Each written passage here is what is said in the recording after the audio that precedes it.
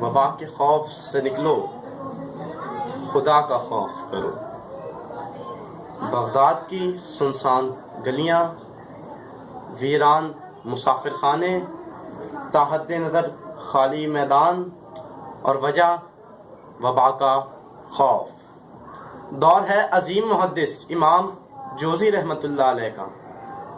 زمانے کے سائنسدان علمی اور علماء روحانی کوششوں میں مصروف، مگر طاعون کی وبا کے پھیلاؤ میں خطرناک حد تک تیزی۔ امام جوزی رحمۃ اللہ علیہ غور و فکر میں مصروف تھے کہ اچانک ایک ذہن نشیں حدیث روبروئے عقل آئی کہ جس میں رحمت للعالمین صلی اللہ علیہ وآلہ وسلم نے 5 آفات کی وجوہات بیان کی کہ جن میں پہلی آفت تھی وبا، اور وجوہات تھیں کہ جب کسی قوم میں بے حیائی، موسیقی، فحاشی عروج پر ہو تو پھر وہاں ایسی وبائیں پھیل جاتی ہیں کہ جو اس سے پہلے کبھی نہیں تھی۔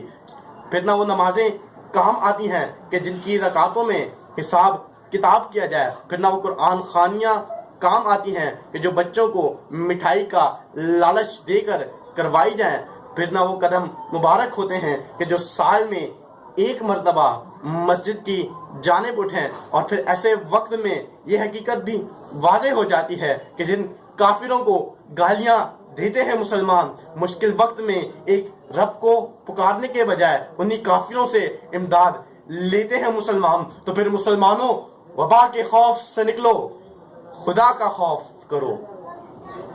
صدر اعلی وقار، جتن ہمیں خدا کو حاصل کرنے کے لیے کرنے چاہیے، اس سے کہیں زیادہ کوشش ہم دنیا کو حاصل کرنے کے لیے کرتے ہیں۔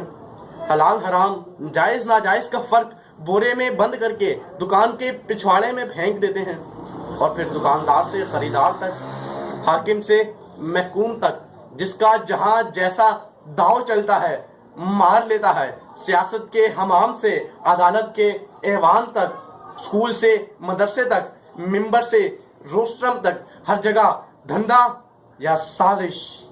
دودھ بیچنے والے سے دوا بیچنے والے تک، ہر ایک نے کالے کھاتے کھول رکھے ہیں۔ کہاں کی چوٹ بچائیں، کہاں کی چوٹ کھائیں۔ حال تو یہ ہے کہ جب پیٹرول سستا ہوا تو تیل کمپنیوں نے سادہ اور سپر پیٹرول روک دیا، اور پھر خاموشی سے پیٹرول پمپوں کو سپلائی کر دیا، اور یوں 70 روپے لیٹر والا مال ہائی اوکٹین کے نام پر 150 روپے لیٹر میں بیچا گیا۔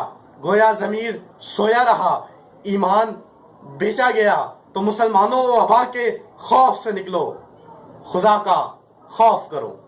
صدر اعلی وقار، لوگ کہتے ہیں کہ مرغی مت کھانا، کورونا ہو جائے گا، بچڑے کا گوشت مت کھانا، کورونا ہو جائے گا، مگر مجال ہے کہ کسی نے کہا ہو کہ حرام مت کھانا، کورونا ہو جائے گا، کسی کا حق مت مارنا، کورونا ہو جائے گا۔ اور صدر اعلی وقار، آج ہم اس وبا کا ذمہ دار چین، اسرائیل، امریکہ جیسے ممالک کو قرار دیتے ہیں، اور جب مانگو کوئی دلیل سرسری سی تو لوگ کہتے ہیں کہ لوگ کہتے ہیں، اور ہم صرف الزام تراشی کے سوا کچھ نہیں کر رہے ہیں۔